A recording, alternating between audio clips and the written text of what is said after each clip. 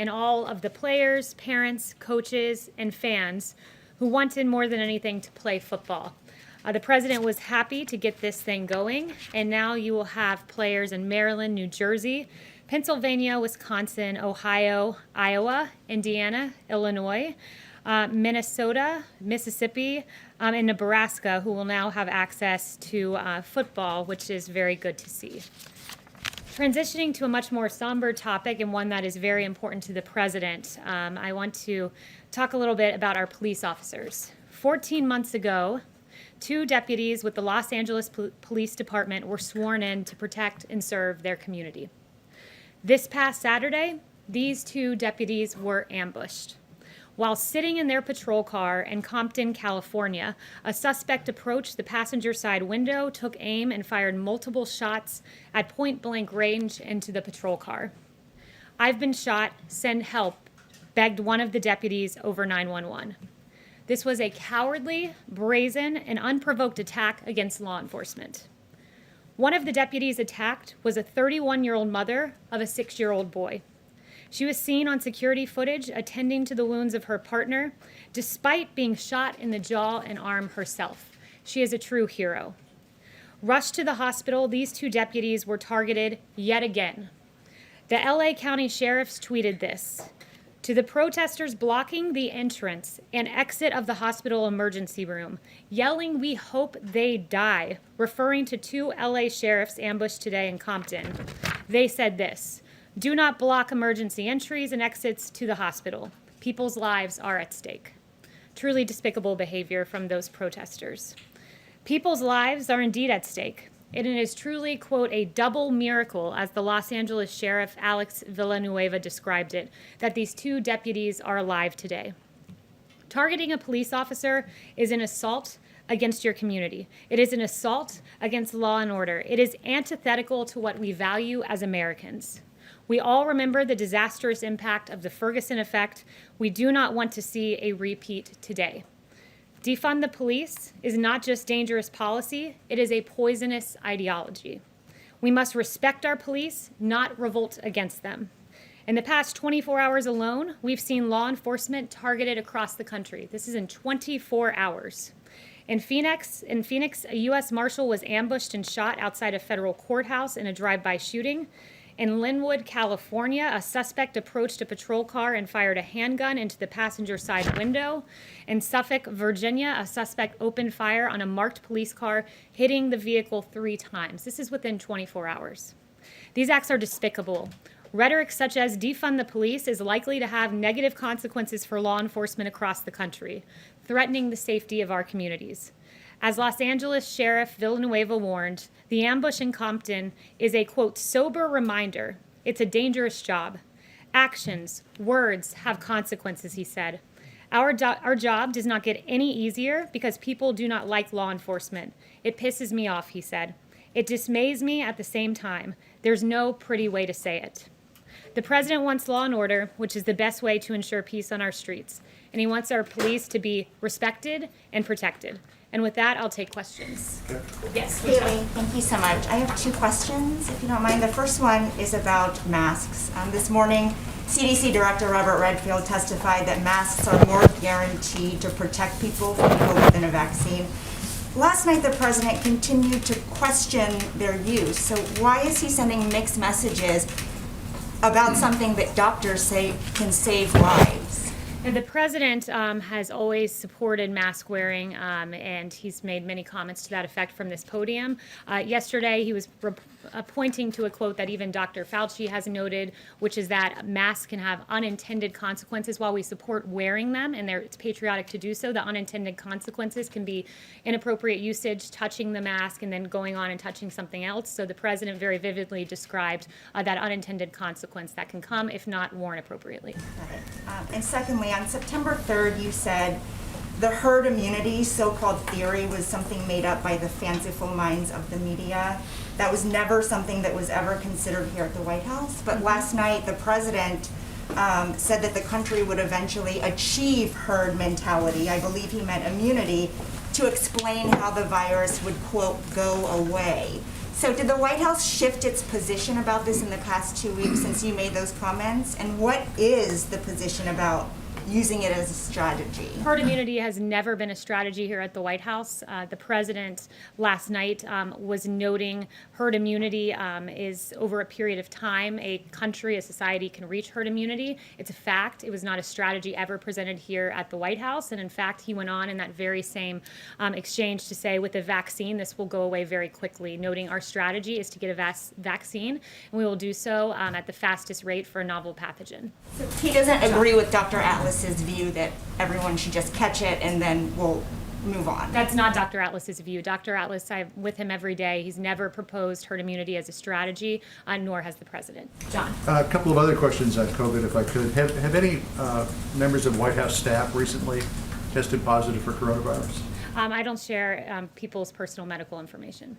But we've heard in the past when that has been the case. Why the change? I've seen the reporting out there, but again, I'm not here to give people's personal identities. In the past, when I've discussed a case, unfortunately, that individual's name was leaked to the media. Okay. Secondly, something else that Dr. Redfield said was that while some people in high-risk categories may receive a vaccine by the end of the year, it would likely not be until the end of the second quarter or the third quarter before vaccinations were widely available. Is the president okay with that timeline, or does he want to see a vaccine more widely available earlier than that? We're still of the belief that we will have a vaccine by the end of the year. Operation Warp Speed has made it clear that their goal is to have more than 100 million doses. We're manufacturing in advance to make that a possibility. He indicated that, but it was the idea of the vaccine being more widely available, like a flu vaccine, not until possibly next summer or maybe even early fall. We do believe that it will be widely available by the end of the year. It's why we've partnered with Sanofi, GSK, Pfizer, and now Johnson & Johnson with the billion-dollar contracts to manufacture 100 million doses. So we still feel that we're on the right timeline. When you say widely available, do you mean to everyone or just people in high-risk groups? Look, I'm not going to engage in a hypothetical, but it's our goal to have at least 100 million in production by the end of the year. Yes. I have two questions. You said that the president was talking about wearing a mask improperly last night, touching it, referring to what Dr. Fauci has said. But he said, quote, there are people that don't think masks are good. That's clearly not what the CDC director thinks, since he said today that masks are important, powerful public health tool we have. They could be even more protective against COVID than a vaccine. So have any medical experts told the president that masks aren't good, or is he only citing non-medical experts like he did last night? He's referring to the fact that when used appropriately, they can have unintended consequences, much like what Dr. Fauci said. It's not providing the perfect protection that people think that it is, and oftentimes there are unintended consequences. So the president agrees with Dr. Fauci that mask wearing is good. It's recommended. The president's continually recommended it from this podium, but he was just pointing out some of the unintended consequences if not used appropriately. He didn't say that. He just said there are people No, that he think did. masks Go on. aren't. Do you have his whole exchange? Would you like to read it out? I watched it last night. He Where he said went there and are talked people about- that don't think masks are good. He didn't say improperly or anything like Kayleigh, that. he That's went what on I'm in a saying. very, unfortunately, a bunch of you are very keen on doing selective editing of the president's quotes and not referring to the second half. Directly under that statement, he talked about a waiter touching the mask, then touching a plate, and that being an unintended effect of wearing a mask. That is an example of a mask not being used Waiters appropriately. don't think masks are good. But And didn't cite he described the exact scenario in which a mask could have an unintended consequence if not used appropriately. And we can send you the clip. We'll put it up on Twitter for I you. watched it. It's okay. I just wanted to see if there's any medical experts who have said that.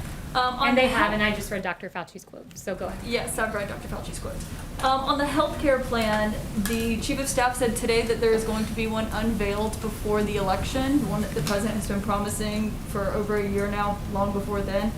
But today on Capitol Hill, the three top medical experts in this administration said they have no idea of any kind of plan that's being formulated. So who is it that is working on the health care plan that's going to be introduced before the election? So here at the White House, we have a wide array of people working on it. There have been elements of it that have already come out, like the telemedicine plan, the drug importation EO, the most favored nations, were elements of what is an overarching plan. There's more that will be forthcoming.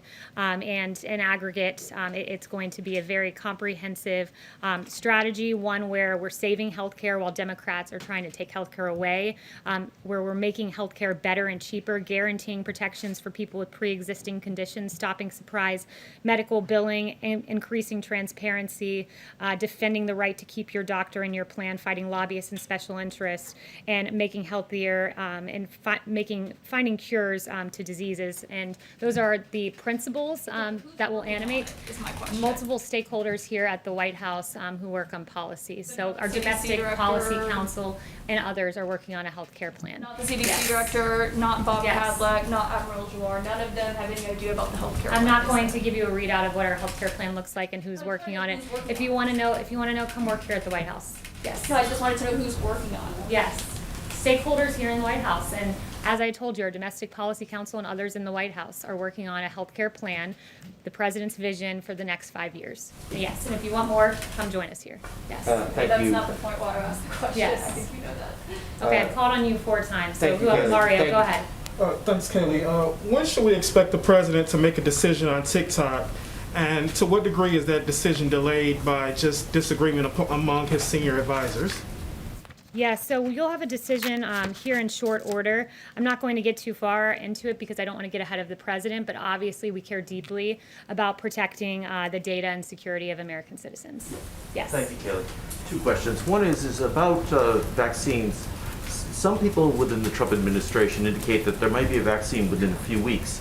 Right now, we're all being tested for COVID. Are you gonna require vaccine that we be vaccinated to enter the White House complex? I'm not going to get ahead of any hypothetical. Right now, we're hard at work at actually getting the vaccine, and then plans for distribution will be determined thereafter. There were some guidelines put out today to that effect about how they'll be distributed by HHS and DoD. Okay, and also, one thing is that Bob Woodward said that the president's response to COVID was, quote, a monumental, catastrophic leadership failure. That this is a tragedy for Trump and for the country. And what is your response to that? That it's absolutely preposterous and absurd. Look at the facts, look at the data, look at the fact that Europe, for instance, has experienced a 28% higher excess mortality rate than the United States. Look at the fact that we have one of the lowest case fatalities in the world. Look at the fact that from scratch, we developed the largest and most advanced testing system in the entire world, testing more than every country in Europe put together and more than every nation in the Western Hemisphere combined. Look at the fact that we have 3 vaccines in phase 3 clinical trial. That is a historic response, mobilizing the private sector the fastest, or mobilizing the private sector to the greatest degree since World War II. This president has broken through barriers. He's a businessman. He's the commander-in-chief. He's the leader of the country, and he has done a phenomenal job, to quote none other than Governor Andrew Cuomo. I was simply letting a colleague finish. Can I ask my question? No, I'm not going to reward not speaking up and asking your question. Go ahead. Anyone else? Can we- Yes. I'm gonna. Go ahead. Okay, thanks. The president said on Twitter today that Republicans should go for a much higher number when it comes to the stimulus. What did he mean by that exactly? And has he spoken to Senator McConnell or Speaker Pelosi about what number he has in mind? Yeah, so what the president was referring to was the $500 billion bill that passed the Senate, the Phase 4 plan. That didn't include, it got 50 votes in the Senate. It's that $500 billion skinny proposal, but it didn't include direct payments. So he wants more than the $500 billion, and he is very keen to see these direct stimulus payments. And we hope that Nancy Pelosi will work with us in good faith. There are many bipartisan proposals out there that have merit.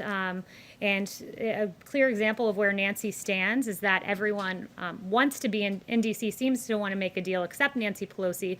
She wants to play politics. Look at the letter she wrote condemning the Problem Solvers Group proposal. That was a $1.5 trillion plan.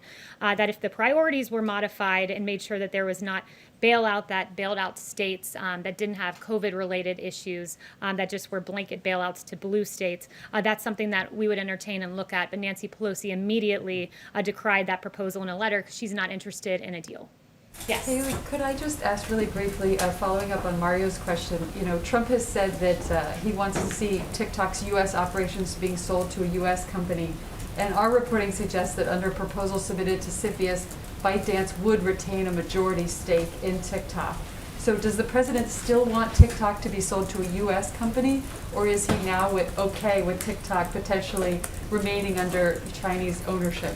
Yeah, this is an ongoing negotiation, and I'm not going to offer any further comment beyond any of the president's public remarks. Yes. Thanks, Kayleigh. I pulled up, I think, that quote that you were talking about. The president said last night, they come over, they serve you, he's talking about waiters, and they have a mask. I saw it the other day where they were serving me, they were playing with the mask, I'm not blaming them, I'm just saying it happens. And then he starts talking about Dr. Fauci. My question is, why is he quoting what Dr. Fauci's guidance from like 5 months ago instead of what the head of the CD said in the Senate today on masks? Well, both propositions he agrees with, and thank you very much for reading the second part of the quote. First, he agrees with the consensus that mask wearing is important and recommended. I have here, and I'll make sure you all get a copy all of the times he said that from this podium, and I can read them, but it would probably bore you. He's called it patriotic to wear a mask, but he also recognizes that masks need to be worn appropriately, which is the point Dr. Fauci was making. He was making that point in March, but it was an important point to make, that we should all wear our mask appropriately. And then it's totally unrelated, but Roger Stone said on a radio show the other day, he said U.S. Marshals should seize the ballots in Nevada on Election Day because he's called them corrupted. Is that something the president is comfortable with, using federal power to seize ballots during the count?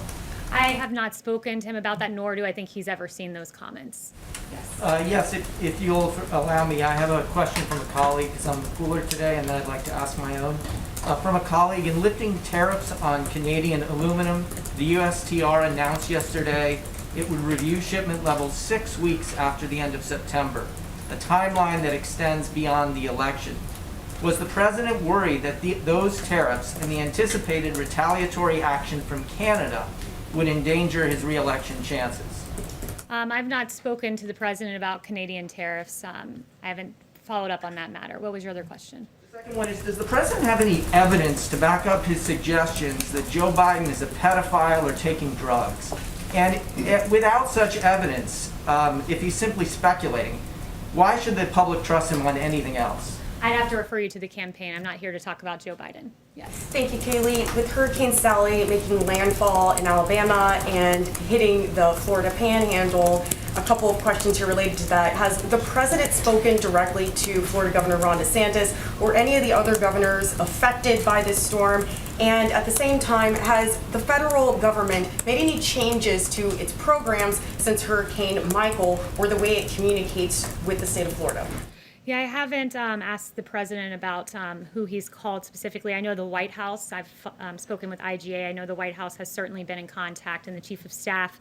But in terms of the hurricane, this president is engaging in an important response. FEMA is active. We have high water rescue teams, IMAT teams, disaster medical assistance, generators, 1.8 million meals, 1.5 million bottles of water. And as FEMA Administrator Gaynor has said, we are coordinating with the states right now. We have a significant footprint in Louisiana because of Hurricane Laura, so we are well postured. We're leaning into it to make sure that we meet all the needs of all three of those states. Are you aware, though, of any changes since Hurricane Michael that are being applied to this specific response? I've not looked at changes with hurricane response, but this president knows how to respond and will do so and protect the men and women of those three states. I also have the transcript from last night. I just wanted to ask you about one other line and get clarification.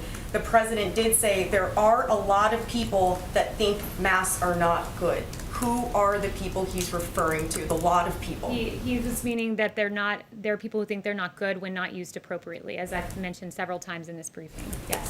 Thank you, Kayleigh. Two questions, if I may. One is, I suppose, has to be a hypothetical, but if someone who was at the ceremony the other day for the signing of the accords tested positive for coronavirus subsequently, would everyone who was present at the signing of the accords be notified through contact tracing? We do contact tracing, so close contacts are always notified.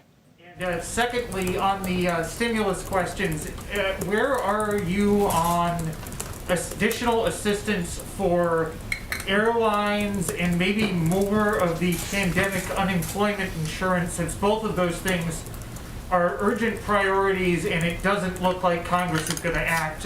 What's the president prepared to do on both of those issues? The president has mentioned previously that he wanted to take a good look at airlines and help where he can. Of course, we need Congress in a lot of this. He's always made clear that his big priority, number one, is unemployed Americans and Americans who have been hurt by this pandemic. His EO really clarified his priorities, the 4 EOs on eviction and the payroll tax, which helps low and middle income Americans primarily, and unemployment insurance and student loan debt relief. That's his priority, unlike Nancy Pelosi, who took a vacation and went to a hair salon when the men and women of San Francisco did not have the access that she did. Follow up on payroll taxes. Actually, since you mentioned payroll taxes, is the president disappointed with the large number of employers who are not taking up him and the Treasury Secretary on the payroll tax deferral? The president believes that companies should take him up on that. He has always said that he is interested in giving a payroll tax forgiveness for those who do participate, because it's very important that those making less than $100,000 have this relief at this time. Raquel. Hi, Kayleigh. Thank you. 2 questions, if I may.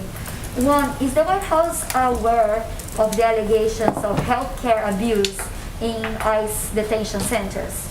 Yeah, I have not followed up on that. I'd have to refer you to DHS. I did see that report just before coming out here, but I'd refer you to DHS. Okay, another question. A new survey showed that the image of the U.S. in the world is the worst in 20 years, and President Trump is less trusted than Putin or Xi Jinping after COVID response. So why do you think many countries don't trust President Trump right now? Look, this president has led the greatest response to COVID. I've already walked through how well we're doing vis-a-vis the rest of the world. Also worth noting, we had the smallest economic contraction of any major Western country in the first half of the year.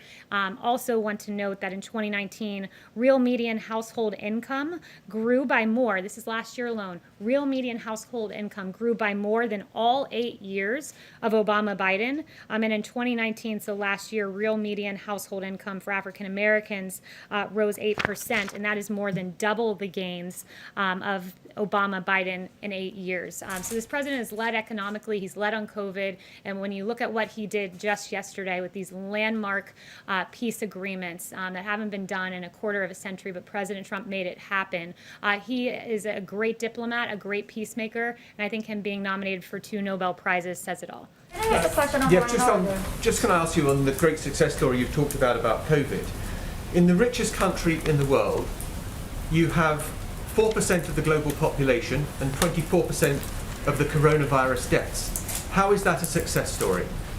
Yeah, when you look at, again, we have, Europe has 28% higher excess mortality rate. No, look at the global numbers that I'm giving you, which is 4% of the population, 24% of the deaths from COVID. Isn't that, how can that be a success? And I'm giving you the numbers that we believe are very indicative of where we stand vis-a-vis the rest of the world. Excess mortality is an indicator that takes into account the percent deaths above what would occur without a pandemic. It counts the excess mortality, and what we see is that we are 28% under Europe. You have to look at this holistically. You have to look at total and aggregate how many deaths have occurred in this country and compare that to Europe in the excess mortality rate and case fatality and testing. We have exceeded in our response, and this president is very proud of the great work that this administration has done. Is Michael Caputo welcome back after his 60-day leave after urging his followers on Facebook to stock up on ammunition? I'm not going to weigh into any personnel matters. As you know, he has taken a leave of absence that was announced just before I came out here. But what I will weigh into is the Middle East peace deal signed yesterday that I did not receive a single question about. That was the first time it's happened in a quarter of a century. If Obama and Biden had achieved this, there would look a lot different. You wouldn't have Chuck Todd saying he's uncomfortable with the deal that brings peace between the United Arab Emirates and Israel and Bahrain. You wouldn't have CBS calling it, quote, a business deal, and you wouldn't have Nancy Pelosi calling it a distraction. Maybe it's a distraction from her visits to the hair salon, but those were significant agreements. First time in a quarter of a century, 3 peace deals in 29 days, took 26 years.